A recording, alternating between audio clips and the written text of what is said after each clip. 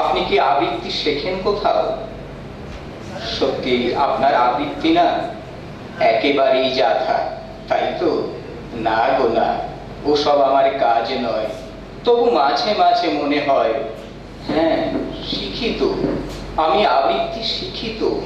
প্রতি পরে প্রতি ক্ষণে, প্রতি প্রাতে প্রতি রাতে আমি আবৃত্তি শিখি, আমি কবিতা শিখি, আমি কবিতা লিখি।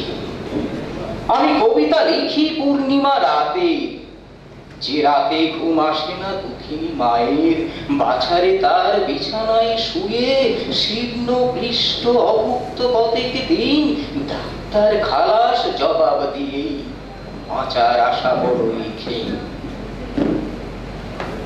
পূর্ণিমার চাঁদ ওর কাছে পাংশ, তবু চাঁদ মামার গল্পটা শুনবে এই অংশ। শোনায় ছড়ায় ফিরে ফিরে বাছারে তার সুরে সুরে চোখের জল মায়ের চোখেতে চুরি করে। আমি আবৃত্তি শিখি, আমি কবিতা লিখি। আমি কবিতা লিখি শারদ প্রাতে, যে প্রাতের আলো পড়ে না চোখে মানিকের বাপের।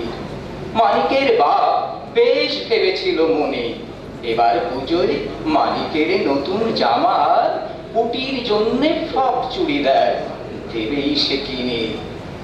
কিন্তু হায়, ব্যায়াম হলো বিধাতায়, বেড়েছে বউয়ের কর্কট ব্যায়ামটা, দিতে হবে তারে যে করেই হোক কেমোটা।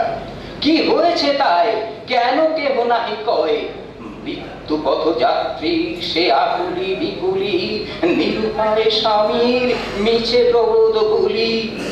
আমারে ধরালো কলম তুলি, আমি কবিতা লিখি, আমি জল ছবি আঁকি, আমি আবৃত্তি শিখি। গণেশ হালুই পাড়ার মুদি দোকানি ধারের খাতায় লিখেছে অনেকখানি। দোকানের পথ মাড়ায় না আর ও পাড়ার জামাল খুড়োর ছেলে জব্বর, বাপটাও মরেছিল দেনায়, মন নেই তাই ফিকিরি আর ফকিরি বেচা কেনায়। ভিন গায়ে ফিরেছিল ভিন কাজের খোঁজে, গণেশ শেখায় ছিল হাজিরায়। কি জানি কি বুঝে দুজনে বিজনে মহাবাক্য বাণে হয়ে গেল এক চোট। পথিক পৃথক যত ভাবুক যে যার মতো, নেতারাই পাকায় খোট। আমি ভেবে পাই কবিতার চাই, পেয়েছিস যবে নতুন যতন করে তবে খোঁজ। জানি না আমি, বুঝি না আমি, আবৃত্তি কাহারে কয়, কবিতা কেমনে হয়। যা কিছু জানলাম, যা কিছু বুঝলাম, আর যা কিছু করলাম তা যদি এক নয়। দেবতার বুকে ক্ষত চিহ্ন দিলাম একে, কি হবে তাতে হয়। উপেনের সেই 2 বিঘা জমি উপেন কবু কি ফিরে পায়। কান্ডারি এখনো রয়েছে জেগে, দুঃশাসনেরা তো উঠে আসে সবেগে। বলো কেমন করে আবৃত্তি করলে কবিতা উপেনের জমি পাবে উপেন।